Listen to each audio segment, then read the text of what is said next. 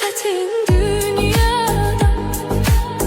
Qəm yazılmış qismətim, qalmayıbdı taqətim.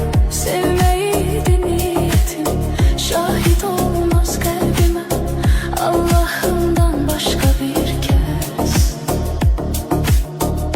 Səs salar səssizcə bir səs.